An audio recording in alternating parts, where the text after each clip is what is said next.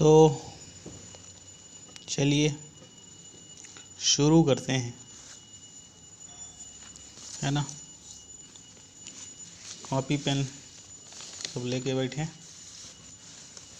बढ़िया आराम से। तो हम लोगों ने कल देखा, तो पिछले लेक्चर में, कल नहीं, जो भी दिन रहा हो, उसमें हमने देखा रेशनल नंबर के बारे में पढ़ लिया था और ऑपरेशन ऑन रेशनल नंबर भी जाना था, एक्सपोनेंट जाना, अलजेब्रिक एक्सप्रेशन जाना। अब आज हम जानने की कोशिश करेंगे linear equation in one variable क्या है ना। क्या जानने की कोशिश करेंगे? Linear equation in one variable, एक वेरिएबल की लीनियर इक्वेशन क्या होती है। तो क्या होती है linear equation in one variable? चलिए फिर थोड़ा सा जानते हैं। पहले तो यही जानना जरूरी है कि इक्वेशन क्या है ना। पहले ये जान लें कि इक्वेशन क्या है। जब इक्वेशन ही नहीं जानेंगे तो फिर लीनियर इक्वेशन का तो सवाल ही नहीं उठता। तो इक्वेशन जो शब्द है, इक्वेशन शब्द आया है इक्वल टू ज़ीरो से। किससे आया है? इक्वल टू ज़ीरो, है ना। इक्वल टू ज़ीरो, EQU यानी equal to zero. Equal to zero रख दो। किसको किसको किसको किसको इक्वल टू ज़ीरो रख दो? एक होता है पॉलिनोमियल। ये जो अलजेब्रिक एक्सप्रेशन हमने लिखा था, ये मान लीजिए 2x+3, ये है अलजेब्रिक एक्सप्रेशन। एक चीज़ होता है पॉलिनोमियल। क्या होता है? पॉलिनोमियल। जब किसी पॉलिनोमियल को इक्वल टू ज़ीरो रख देते हैं तो बन जाता है इक्वेशन।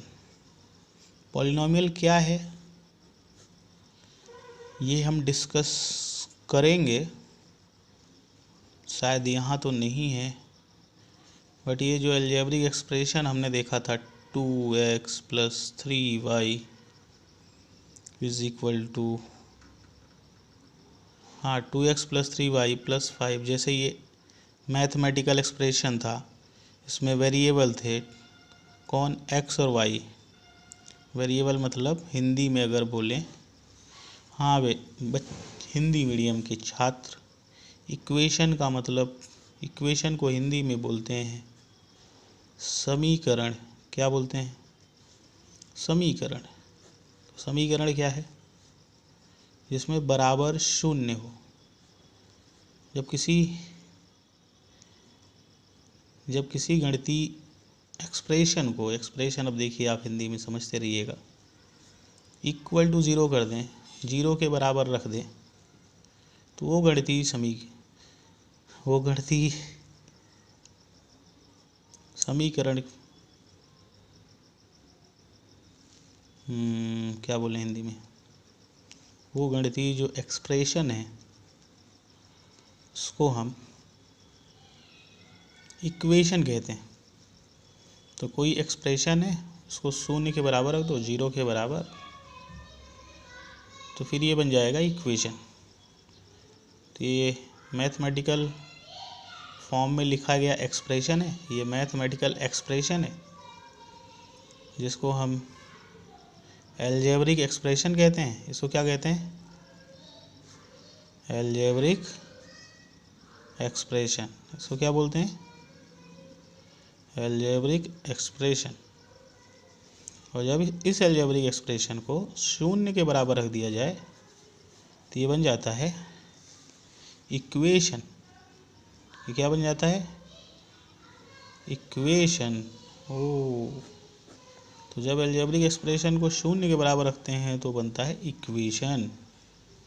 अच्छा, ऐसी बात है सर? जी, ऐसी ही बात है।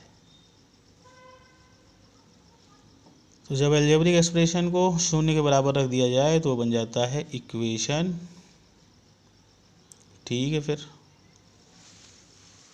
कोई बात नहीं, अच्छी बात है।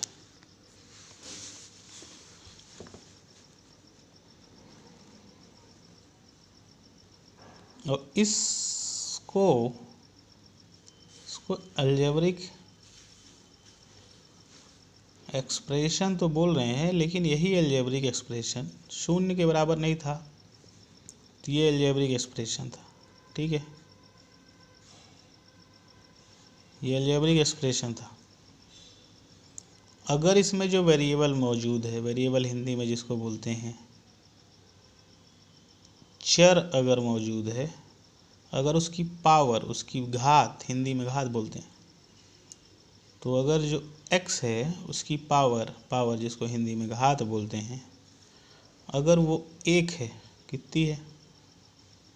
1 है, तो फिर ये कहलाएगा पॉलिनोमियल। क्या कहलाएगा? अरे सॉरी, बहुत बड़ी गलती है बेटा, एक बोल दिया। अगर इसमें जो वेरिएबल मौजूद है, वेरिएबल x, उसकी जो पावर है, पावर यानी घात है, वो होल नंबर है। होल नंबर कौन से नंबर? या तो 0 है, या तो 1 है, या तो 2 है, या तो 3 है। मतलब 0 से स्टार्ट होने वाले नंबर अगर हैं, किसकी घात, किसकी पावर? किसकी पावर? अगर वेरिएबल की पावर, तो अगर वेरिएबल की पावर 1 है, 0 है, 2 है, 3 है, ये सब चीज़ें हैं, तो फिर ये कौन? ये जो अलजेब्रिक एक्सप्रेशन है, इसको पॉलिनोमियल कहेंगे। पॉलिनोमियल को हिंदी में बोलते हैं बहुपद। तब इस अलजेब्रिक एक्सप्रेशन को बहुपद कहा जाएगा। क्या कहा जाएगा? बहुपद। हिंदी, इंग्लिश में पॉलिनोमियल। तो कब पॉलिनोमियल कहते हैं? जब वेरिएबल की पावर, वेरिएबल की जो घात है, वो क्या हो? Whole number. क्या हो? Whole number. जो चर की घात है वो ये हो। अब इसको हिंदी में क्या बोलते हैं, इन नंबरों को नहीं पता।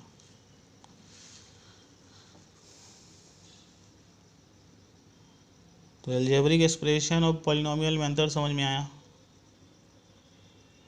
अलजेब्रिक एक्सप्रेशन में जो वेरिएबल है, वेरिएबल जो चर है, उसकी पावर कुछ भी हो।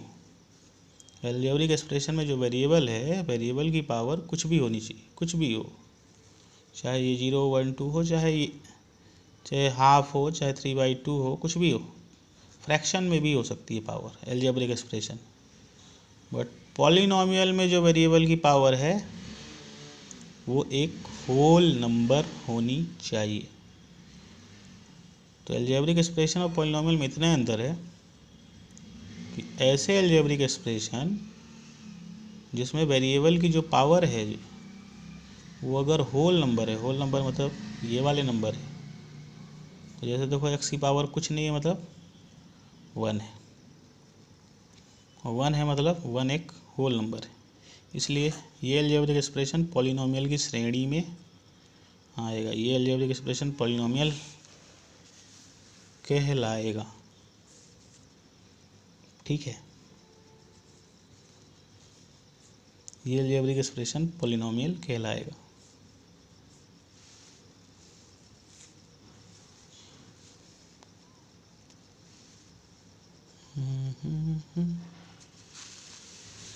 चलिए फिर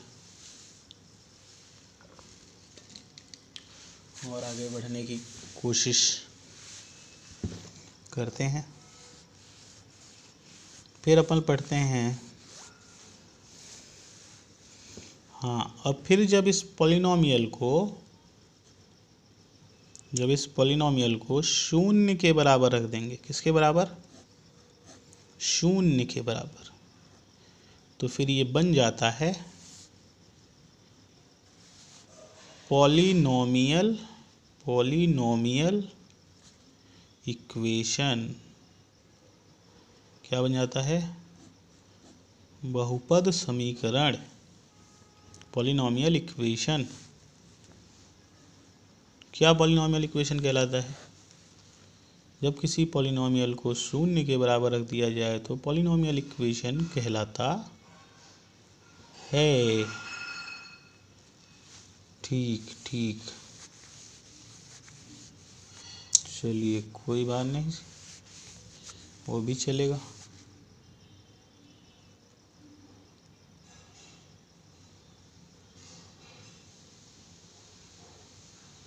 आगे देखते हैं, ये अपना बन गया अलजेब्रिक एक्सप्रेशन, लीनियर इक्वेशन। हाँ सर, ये तो पॉलिनोमियल इक्वेशन बन गया, तो सर फिर लीनियर इक्वेशन क्या है सर? तो अगर ये जो वेरिएबल है इसकी पावर अगर 1 है, कितनी है? इक्वेशन तो है, अगर वेरिएबल की पावर 1 है, जो चर है उसकी घात 1 है, जो वेरिएबल है उसकी पावर 1 है, तो ये बन जाएगा लीनियर इक्वेशन। क्या बन जाएगा? Linear equation. ठीक है, तो इक्वेशन क्यों हुआ? क्योंकि बराबर शून्य रखे। फिर लीनियर इक्वेशन क्यों बना?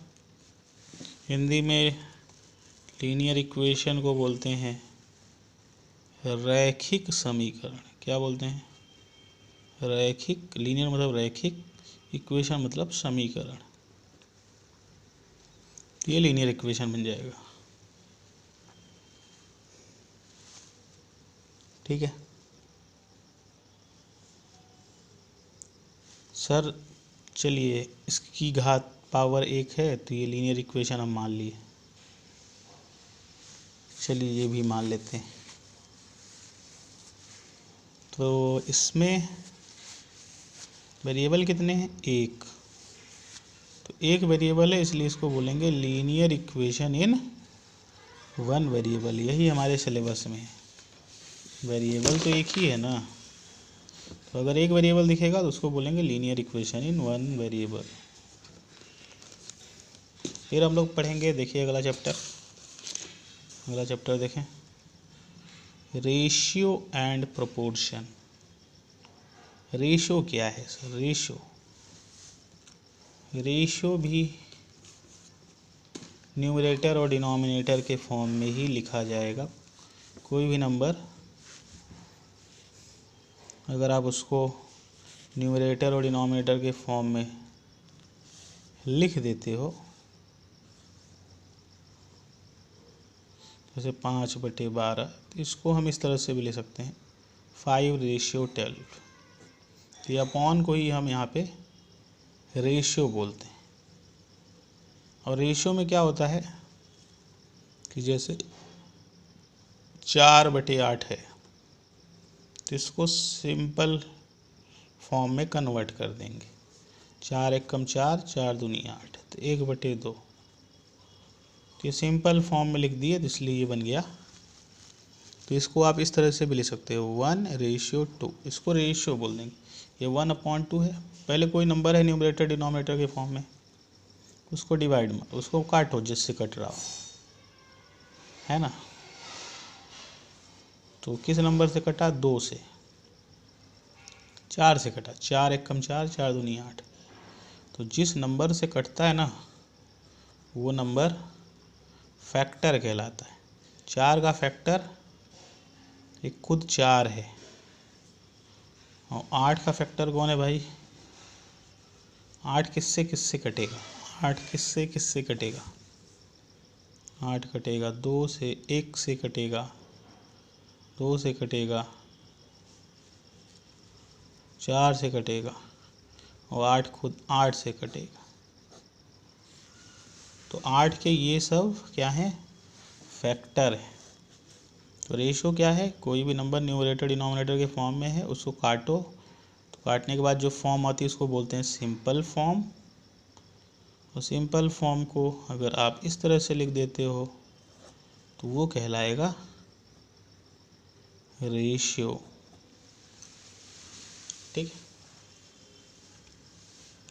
चलिए रेशियो, और जब दो रेशियो को बराबर कर देंगे तो बन जाएगा प्रोपोर्शन।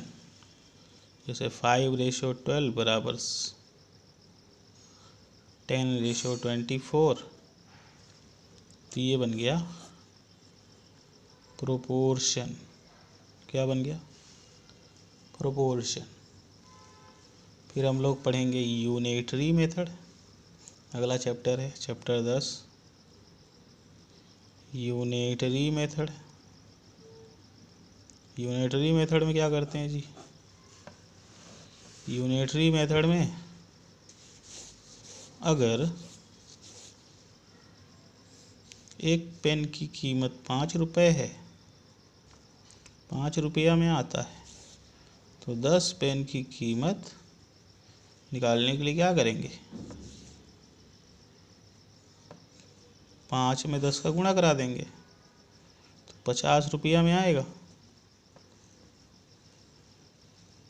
है ना।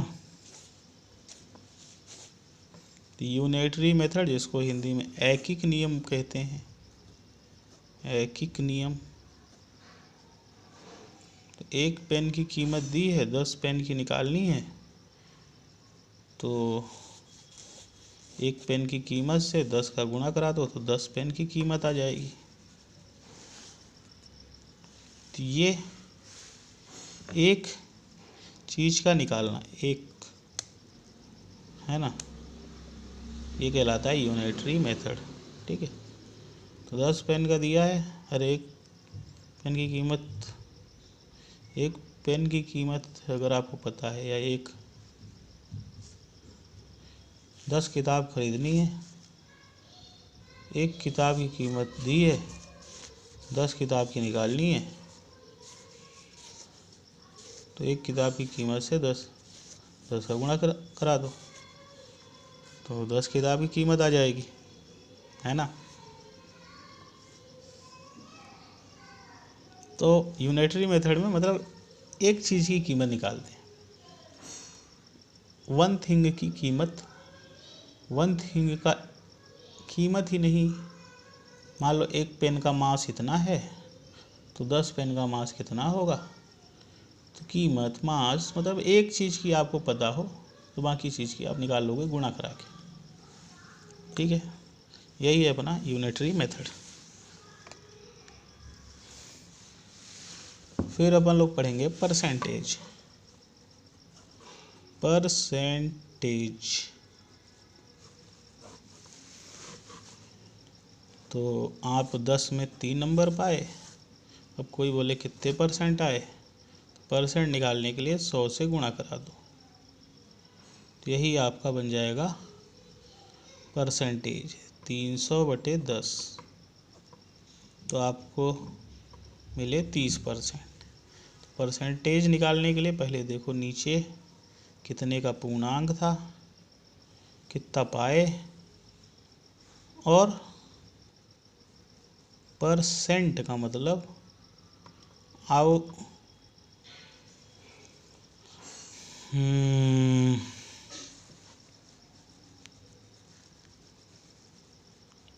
ऑफ 100। परसेंट का मतलब पर 100, पर 100। जैसे देखिए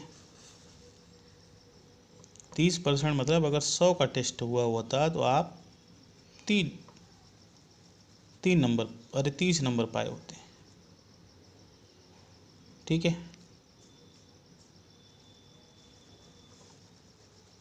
तो ये 30% हुआ, मतलब out of 100 you got 30 marks. तो इस तरह से परसेंटेज अपन निकालेंगे। फिर पढ़ते हैं अपन लोग प्रॉफिट एंड लॉस। तो 12th चैप्टर में अपन लोग पढ़ेंगे प्रॉफिट एंड लॉस। ठीक है,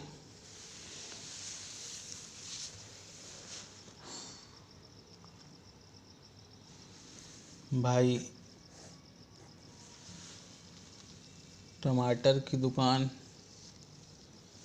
ने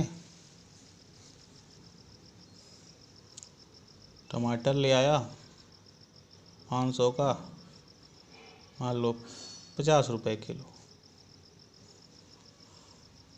फिर